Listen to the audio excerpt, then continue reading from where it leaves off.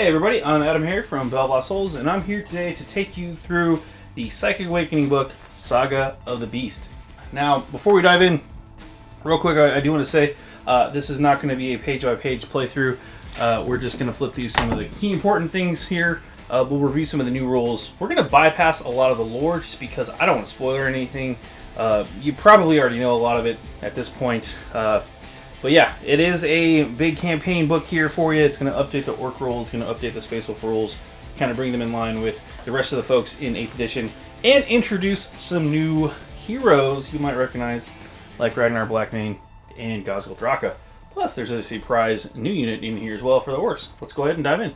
Starting off here again, table of contents. It does have a kind of prelim matchup. If this has been billed as like the fight of the millennium, you got Gazgul versus Ragnar Blackmane round 2. I don't know what happened in round 1, but there's a round 2 happening. They both got kind of messed up. Gazgul lost his head, got transplanted to a new body, which explains the new model.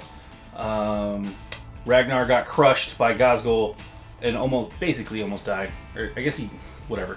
And he got the Primaris treatment instead of the Dreadnought treatment. But he's back with a new body as well. So it's round 2. And that's basically where the story picks up. You've got all the crazy story here. You've got new missions. There are 3 new missions for Crucible of War. And then you've got the Space Wolf rules and the Orc rules. So again, this is a lot of Space Marine stuff because it's going to bring the Space Wolves in line with the Space Marine books. So you got all those new units reintroduced. Some of the old ones are updated, yada yada. Orcs, however, you notice here one of the new units is the Big Mech with Custom Force Field, which is an interesting choice. We kind of talked about this during our preview online already, but on our website. But yeah, the Big Mech didn't have a model that didn't have a shock attack gun, so he still doesn't technically have a model. It's kind of weird that GW would put out rules for the Big Mech with a custom force field. I guess it's a throwback to the old model. It's no longer in production. I don't know, but it's in here. The rules are in here. It's a transplant from the index book that was missed in the Orc Codex. Anyway, you get the idea. I've wasted enough time. Moving on. Again, skipping through the lore. There's some new map updates. Just a lot of really interesting fighty stuff. Orcs and Space Wolves. You got this cool page that has all the secrets here. I'm not going to read through those, but they are there. There's some interesting stuff going on. Theaters of War. You do get a couple of extra stratagems. These are kind of specific to the missions, though, so if you want to use those, you've got attacker defender stratagems for these 3 missions for Crucible of War, with some interesting deployment options as well. So there you go. And then we get into the Space Wolves rules. Here's their new updates. Again, they do have some updated point values, I believe. Here you got the name generator, you got Relics of the Fang, you got Litanies of Battle, which is basically the Space Marine Litanies, but +1 for the Space Wolf Priest Litanies. So there you go. You got new psychic powers. I think they're actually just the obscuration discipline powers. Yeah. So they're not new, but they're added now so the Space Wolves have access to them. You've got new Warlord traits and all that fun stuff here. But let's go ahead and dive in. We got Ragnar Blackmane and all his fun stuff. You've probably seen... Oh, combat doctrines. Gotta stop here, talk about those real quick. We do still have combat doctrines. For Shock Assault, all that fun stuff is applied now to Space Wolves. And I believe their combat doctrine maybe back here. Real fast. Nope. Is it after? Let's see here. It's not on that page. Yeah, anyway, that's a tease of some of the units there. There's Relics, Obscuration, the stratagems, Warlord traits. Here we go. Savage Fury is their doctrine. While the Assault Doctrine is active, if an unmodified hit roll of 6 is made for an attack with a melee weapon by this unit, that attack scores 1 additional hit. 6s explode, you get extra hits. That is Savage Fury. Again, that is active for the Assault Doctrine. They also have the Hunters Unleashed. In any turn in which a unit with this ability made a charge move, was charged, or performed a heroic intervention, you can add 1 to its hit rolls For the fight phase, in addition, characters with this ability can perform a heroic intervention if, after the enemy has completed all their charge moves, there are enemy units within 6 inches of them. They can move up to 6 inches when performing a heroic intervention, so long as they end the move closest to the nearest enemy model. So there you go. Heroic intervention 6 inches, +1 to hit for that first round of combat, or add 1 to hit rolls, and then of course savagery. Now let's backtrack a little bit. Got all those abilities. Combat entrance already talked about. Ragnar Blackmane, boom. He's got a new model with some new rules, and he's kind of a beat stick. He will wreck a lot of like Primaris Marine squads pretty much solo. Unfortunately for him, because of Gaz's new rules, which we'll talk about when we get there, he probably won't do too well against just a one-on-one with him and Gaz. Sorry, Ragnar. But he has the potential to pump out something crazy with all the new stratagem stuff here. I think we're doing the math. Theoretically, if you rolled a whole bunch of 6s, he gets something like, I think it was like 90 damage or something crazy. You'd have to spend a lot of command points to do it, but yeah. Frostfang's straight up 2 damage. You can give him an extra damage. If he rolls 6s to hit, they explode. He gets 10 attacks on the charge. So, yeah. Anyway, fun times. If he gets, 60, if he gets 20 attacks, again, he rolls all 6s on the charge, and he is 3 damage a pop. Yeah, 20 times 3, 60. So, anyway, it's probably not going to happen, but you could theoretically, if everything went your way. Anyway, moving on from there, I think you have to tech a vehicle too. Yeah, whatever. We'll get to that stratagem when we get to that stratagem. Ragnar's here, Wolf Priest is here, in Terminator armor. Wolf Priest is back again. Primaris Wolf Priest, Wolf Lord. It's like they want you to use Wolf Priest or something. Primaris Battle Leader as well, Phobos armor. Here's your Infiltrators and Incursors. Again, this is just an update. You probably have seen these rules from the Space Marine book and all that fun stuff. So, just, again, they're back. They're here. The Impulsor's here, Repulsor's here. Oh, that's the Repulsor Executioner, by the way. So, now available in the Space Wolf Armory. There you go, Space Wolf players. All the stuff you're missing out in this book. We already talked about Savagery and Hunters Unleashed. They have new Vanguard Warlord traits, which I think these are actually just the Vanguard Space Marine Warlord traits, but whatever. Space Wolf Stratagems. Here's what I was talking about here. You get some of the same stuff. You know, Duty Eternal, we've seen that before. Rapid Fire for Intercessors. Here are the chapters, so you can give a Space Wolf's character extra Warlord trait and all that fun stuff. Yeah. Veteran Intercessors, Boltstorm, yada yada yada. And I'm trying to find the one thing I was talking about. Stormfang gunship stuff here with Stormstrike, Gene Wrought Might as well. Where was it at? Target sighted, steady advance. Transhuman Physiology, that's a huge one. Countercharge, that's an old school rule that brought back. Crushing Assault for the Thunderwolf Cav is nice. Extra command point. This one's nice. This is the first 0-point command trait. Or command... Yeah, stratagem here. Sorry. Command points for 0. Knowledge of the foe. If the character destroys... sorry. Use a stratagem in the fight phase when an enemy character is destroyed by an attack made by Space Wolves. A Space Wolf model in your army. You receive a command point, and it's 0. So if you kill a character by a Space Wolf, you get a command point back, which is kind of cool. Okay. I remember now. Here's how it works. So, you can actually do Touch of the Wild, right? So this is a Space Wolf character in your army, the end of the movement phase, when resolving an attack made with that model. If an unmodified hit roll of a 4+, it scores a hit, an additional hit. So, that's a 1-point stratagem that if you roll a 4-up, you get an additional hit. Combine that with the thing that happens in the Assault Doctrine phase, and I believe those stack. I don't see why they wouldn't. So if you roll a 6, that should be 2 hits additional. And if you are fighting a from the Litanies of Battle, the Wolf Priest, they throw this on a Space Wolf character or unit within 6 inches of the model. When resolving an attack made with a melee weapon, buy a model in that unit against a monster or vehicle unit, add 1 to the damage characteristic of that weapon for the attack.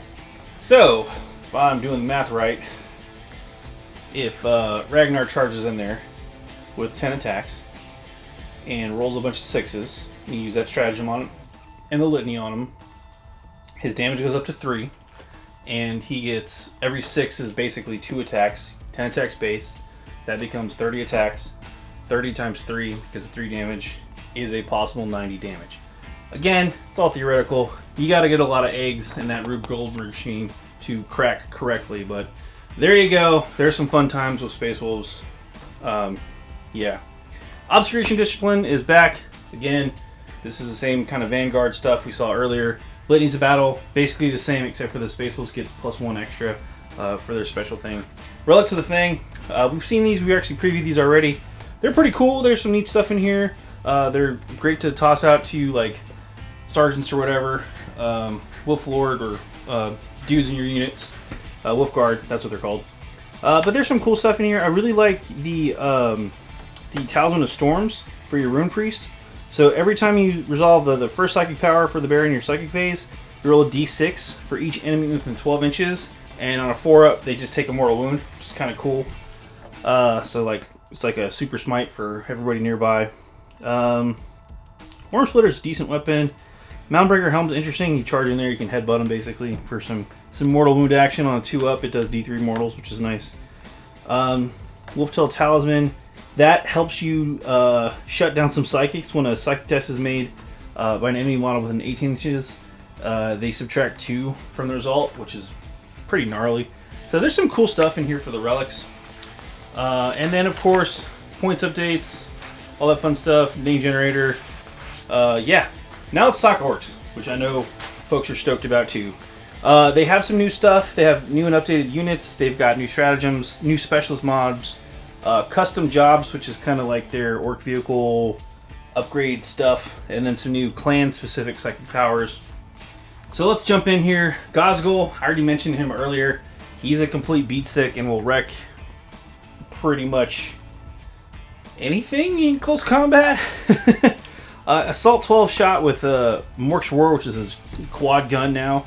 Now he does get hit on a 5-up, so whatever. But Gork's Claw is a straight up strength ×2, AP -4, 4 damage, and he gets more attacks the more wounds he's taken. So he has an inverse track there for attacks. He does get weaker with his strength, so you know, it's still going to be strength 10 with 7 attacks, which is pretty gnarly, and he moves a little bit slower as he takes wounds down that track there. But his big thing, though, which I think is probably the nastiest role he's got, is Prophet of Gork and Mork. He has a 4-up invuln to start off with. In addition, the model can only lose a maximum of 4 wounds in each phase. That's pretty huge. Again, each phase meaning, you know, if you did 4 wounds in the shooting phase, 4 wounds in psychic, 4 wounds in the close combat phase, yeah, you'd kill him in 1 turn. He's got 12 wounds. But most folks aren't going to be able to generate, you know, that much killy in each one of those phases. You might top off in the shooting phase, but then comes close combat, and he's rocking a 2-up save with a 4-up invuln, so have fun chewing through that. And then he's got, you know, he's going to have more boys around, so just getting, like, blanket smites off on him is going to be kind of rough. Anyway, it's a cool rule. Makari is back too. He is a super lucky Ork with a 2-up invuln save. I guess he's technically aggressive, but whatever. He's got the Ork keyword, so. Yeah, he's Makari. I don't really know what he's going to do other than kind of get in the way and try not to get stepped on by Gaz. We do again have the Big Mech, which is back with the custom force field, which I mentioned earlier. So that's a neat thing there. The custom force field rule did change. It now only affects friendly clan units instead of friendly Ork units, and they have a 5-up invulnerable save while they're wholly within 9 inches of this model. It does not apply to vehicles that are transporting him anymore. It used to have that verbiage, and now it doesn't. So there you go. A little bit of a nerf. Ork stratagems, again, tons of stratagems for the Orks here. I think it's 2 pages. Yeah, 2 full pages of stratagems for the orcs. I haven't really had a chance to study up on these, but they are pretty cool. Again, kind of bring in line with some of the newer stratagem options available to most armies now. So, yeah, pretty gnarly. Specialist mobs, these are akin to your successor chapter, options where you can kind of build your own thing. Maybe closer to the Tyranid version of this, where you had specific units that you could upgrade and things like that. But here you go. You kind of pick your specialty at the start here. Pyromaniacs for arsonists, and you can reroll dice when determining the number of shots made with burning scorches, burning bottles, burning weapons. Yeah. So that's kind of cool. That's a neat one. Feral Orcs, Wild Boys here. So Warboss, Weird Boy, Knobs, and Boys only, excluding Bikers and Mega Armor. Models in a unit with this subculture can pile in up to 6 inches when making an advance roll for a unit with this subculture. Roll 2 additional dice and discard 2 of the results. So they're going to get up in there real fast, do stuff like that. And let's see, there's 1, 2, 3, 4, 5, 6, 7, 8. Yeah, 8 new subculture specialist mobs to roll with. Kind of neat, kind of cool. I'm sure there's going to be one in there for every type of orc player. We've got custom jobs, which again, this is your kind of vehicle mech boy upgrade things for your. It's basically relics and stuff for your vehicles. So, yeah, they're neat. There's a lot of really fun ones in there. Gork's Roar, which is a Death Killer War Trike. Add 4 inches to the range characteristic of this model's kilojet, and change the type characteristic of its burner profile to Assault 6. So, boom, extra DACA there for you. But yeah, there's some fun stuff here. Moving on, Psychic Powers. Again, there's new Psychic Powers for the different orc cultures. So, Goths, Dust Skulls, Bad Moons, Snake Bites, Evil Sons, Blood Axes, and Freebooters. I want to take a look at the Goth one real quick, because that's the orc one I would play. The orc clan I would play. Not culture, clan. Anyway, Bull Charge has a charge value of 6. If manifested, select one friendly Goth unit within 8 inches of the Psyker until the end of the turn. Charge distances of less than 7 rolled for that unit after modifiers count as 7. Booyah! So they're going to get in there and charge to their heart's content. Yeah. So it's some new additions there for you, for your weird boys to use, all that fun stuff. And then the Orky name generator, of course. And that's pretty much it. I know I said I wasn't going to go page by page, but we kind of did for the rules. So there you have it, Saga of the Beast. I hope you enjoy that one. Go check this one out. It should be in stores this weekend. You can order it online and have it shipped to you, which is probably safer right now. But call your FLGS and see if you can arrange some kind of pickup payment thing. Help out your local businesses. That's going to be it from us here at BoLS. Me here at BoLS, I guess. I'm AdamHarry. Go wash your hands.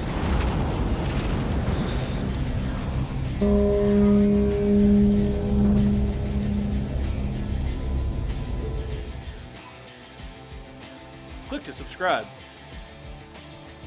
Check out more videos. And thanks for watching.